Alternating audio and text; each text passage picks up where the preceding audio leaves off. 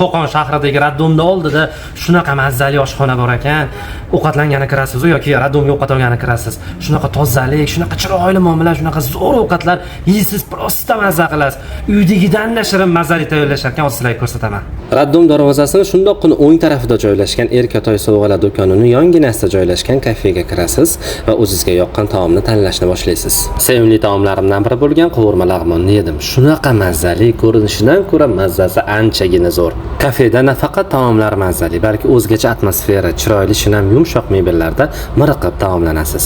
Sarxil ichimliklardan tortib mazali salatlargacha parhez taomlarining eng mazalilari shu kafeda ertalabki soat 7:30 da tayyor sotuvda bo'lar ekan.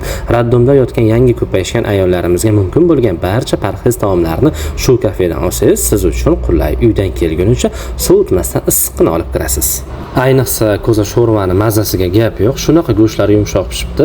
Ha aytgancha bu sho'rva ham Raddomga mumkin va foydali quvvat bo'ladigan taomlar ro'yxatida ekan. Undan tashqari burda va qiyma shashliklarini chiroyli ko'rinishiga ishtahangiz ochiladi. Bilasizmi, aytib o'tish joizki, Qo'qon shahri juda ham fayzli, chiroyli shahar bo'lib, tashrif buyurgan odamlarga albatta ma'qul keladi.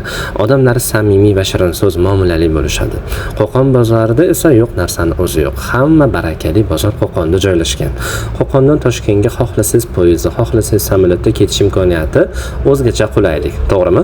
Shahardan ishxonamga qaytarkanman. Bizga yaqin bo'lgan hududda joylashgan chiroyli va ko'rkam oq masjidga qarab, tezroq bitishini hamma mu'minlar qatori Allohdan so'rab qolaman. Mana sevimli ishxonamga yetib keldim.